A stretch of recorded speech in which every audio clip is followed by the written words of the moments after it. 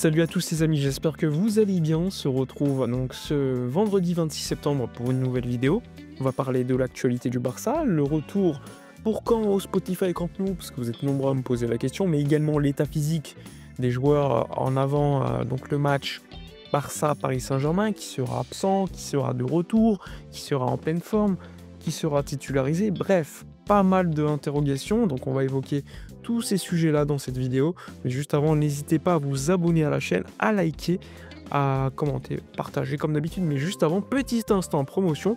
Profitez de mon partenaire maillot pour acquérir des maillots répliques de bonne qualité. Vous pouvez avoir des maillots vintage, des maillots, on va dire, actuels, mais également des écharpes, des casquettes, des survêtements, un petit peu tout. Donc faites-vous plaisir, je vous mets tous les détails en description de cette vidéo comme d'habitude.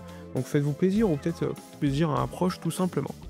Bref, on y va, on va évoquer, comme je vous l'ai dit, l'actualité du Barça. On va débuter par les forces en présence et les absents pour ce match entre le Barça et le Paris Saint-Germain. Comme vous le savez, journée numéro 2 de Ligue des Champions.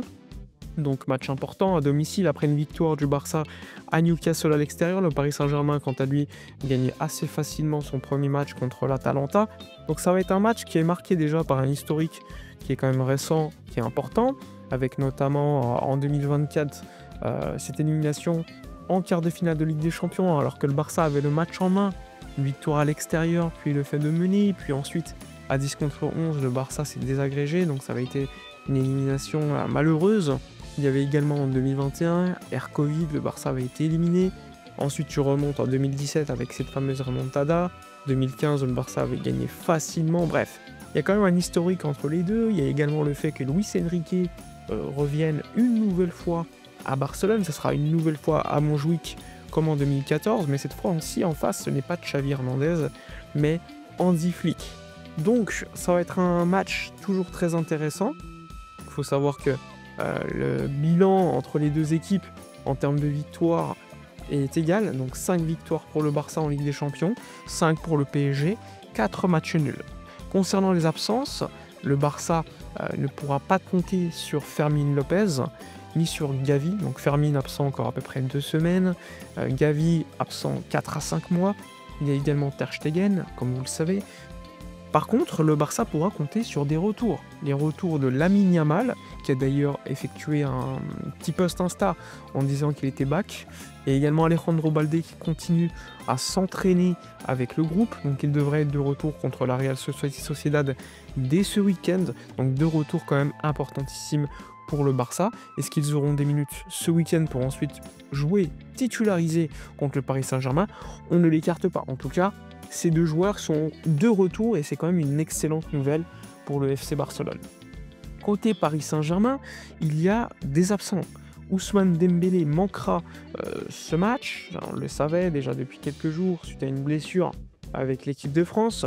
Il y a également Désiré Doué qui normalement devrait être absent puisqu'il s'était blessé, je crois, au mollet et que c'était très short pour qu'il puisse jouer. De toute façon, il ne joue pas ce week-end, donc il est très peu probable qu'il joue contre le Barça. Donc là aussi, une absence de marque pour le Paris Saint-Germain. Il y a également l'absence de Marquinhos qui s'est blessé, qui ne pourra pas tout simplement jouer contre le FC Barcelone ce week-end. Et il y a un autre joueur qui est douteux, c'est João Neves, qui ne va pas faire le voyage et ne va pas jouer contre Auxerre ce week-end. Donc normalement, potentiellement, il ne jouera pas non plus contre le Barça. Donc voilà, il y a beaucoup d'absents des deux côtés quand même, on va pas se le mentir. Ça reste un match qui est quand même intéressant, mais qui a beaucoup d'absents. Le Barça doit absolument gagner parce que c'est une question de classement et de points à prendre importante et à domicile, même si c'est un match de gala entre guillemets. Pour moi, ce n'est pas le match le plus compliqué de cette phase de ligue.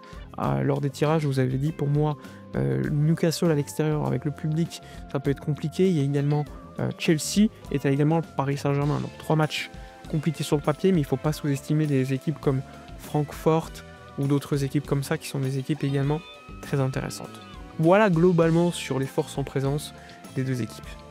Parlons maintenant, donc je vous l'ai dit, le retour de Lamine Yamal qui en a parlé sur Instagram avec un retour annoncé de sa part. Alors normalement il ne devrait pas être titularisé pour ce match contre la Real Sociedad ce week-end. Normal, hein, il vient de blessure, repos forcé. Donc il devra, à mon avis, patienter et jouer quelques minutes, et pourquoi pas ensuite être titularisé contre le Paris Saint-Germain. La même chose pour Alejandro Balde d'ailleurs. D'ailleurs, le FC Barcelone contre la Real Sociedad devrait continuer dans la même lignée, en plus à domicile, avec probablement Eric Garcia qui va être titularisé, puisque depuis le début de la saison, il joue quasiment, il joue tous les matchs en fait. C'est lui qui a le plus de minutes avec Joan Garcia, le gardien. Voilà pour faire simple sur ce point-là. Le milieu de terrain, je pense pas qu'il y aura de doute, avec notamment Frenkie de Jong et Pedri. Le doute pour moi, ce sera le numéro 10. Est-ce que Flick continuera avec Olmo à ce poste-là, sachant que Fermin est blessé? Est-ce que Rafinha sera réinstallé à ce poste de 10, puisqu'il y a retour de Yamal potentiellement qui pourra revenir sur son côté droit? À gauche, tu peux garder Rashford, mettre un numéro 9 comme Lewandowski. Là aussi, ça peut être une possibilité qu'il faudra suivre lors des prochains jours. En tout cas, concernant le stade, parce que vous êtes beaucoup à me poser la question, on en est où? Qu'est-ce qui se passe? Tiens-nous au courant, bref. Pour faire simple, on va aller droit au but. Le FC Barcelone prévoit désormais, on le sait, ça ne veut rien dire, mais parce que le Barça prévoit pas mal de fois, pas mal des scénarios qui finalement ne sont pas respectés. Mais en tout cas, aujourd'hui, le Barça prévoit un retour le 18 octobre contre Gérone au Spotify Camp Nou. Alors, pour le retour, je le rappelle, il faut ce qu'on appelle une licence de première occupation. Celle-ci est obtenue dès lors que toutes les institutions, mairies, pompiers, etc., confirment qu'il n'y a pas de risque en termes de sécurité. Et pour cela, il faut avoir des contrôles réguliers. Et ensuite, tu modifies selon les observations effectuées par tous ces éléments.